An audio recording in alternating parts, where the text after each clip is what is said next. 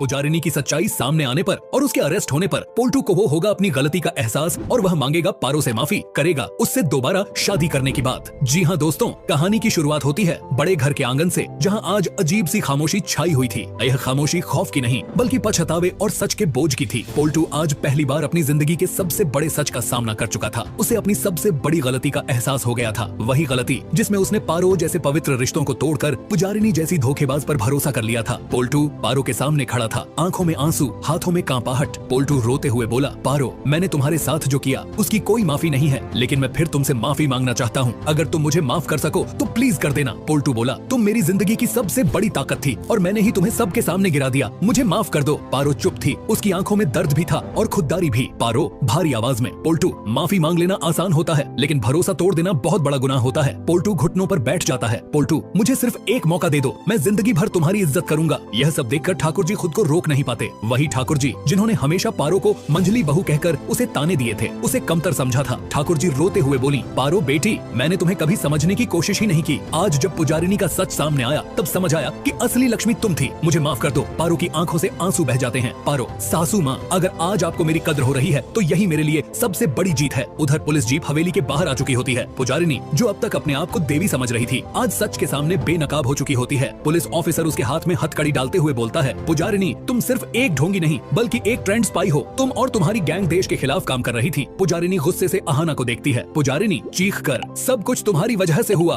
अहाना आगे बढ़कर बोलती है, पुजारिनी, तुमने मुझे बदनाम किया, मेरी इज्जत पर सवाल उठाए, लेकिन सच कभी छुप नहीं सकता। जी हाँ दोस्तों, पुजारिनी की सच्चाई सामने आने पर उसने अहाना को बदनाम करने की कोशिश की थी, लेकिन वह नाकाम रही और किसी ने भी पुजारिनी की बात का यकीन नहीं किया। गांगुली सर भी सामने आते हैं और बोले, अहाना और मैं सिर्फ देश के लिए काम कर रहे थे, जो लोग हमें बदनाम कर रहे थे वही असल गद्दार निकले। पुलिस अहाना और गांगुली सर की मदद से पुजारिनी और उसकी पूरी गैंग को अरेस्ट कर लेती है। इस सब के बाद अर्जुन का सिर झुक जाता है। अर्जुन अहाना के सामने, अहाना, मैंने तुम पर भरोसा नहीं किया, मैं तुम्हारी आंखों का सच नहीं समझ पाया, मुझे माफ कर दो। अहाना इमोशनली, अर्जुन, तीन रिश्ते शक से नहीं विश्वास से चलते हैं, अगर आज तुम्हें मेरा सच दिख गया है तो वही काफी है। अर्जुन गांगुली सर से भी माफी मांगता है। अर्जुन, सर, मुझे आपसे भी माफी चाहिए, मैंने गलत सोचा। इसके बाद मंदिर की घंटी की आवाज गूंज उठती है। पोल्टू और पारो मंदिर के सामने खड़े होते हैं। इस बार बिना मजबूरी, बिना धोखे के पोल्टू पारो की मांग में अपने नाम का सिंदूर भरता है। पोल्टू भावुक होकर, आज से सिर्फ तुम ही मेरी पत्नी नहीं, मेरी ताकत हो। पारो की आंखों में खुशी के आंसू होते हैं। पारो, यह रिश्ता अब इम्तिहान के बाद मिला है, इसलिए और भी पवित्र है। ठाकुर जी सबके सामने पारो के पैर छूकर कहती हैं, तू सिर्फ मेरी बहू नहीं, इस घर की शान है। अहाना और अर्जुन एक दूसरे का हाथ पकड़ते हैं। गांगुली सर मुस्कुराते हुए देश के लिए अपना फर्ज पूरा होने का सुकून महसूस करते हैं। पुलिस जीप पुजारिनी को ले जा चुकी होती है और ठाकुर हवेली में सच, पछतावा और प्यार के साथ कहानी का हैप्पी एंडिंग होता है। आपको यह सीरियल कैसा लगा कमेंट सेक्शन में जरूर बताना।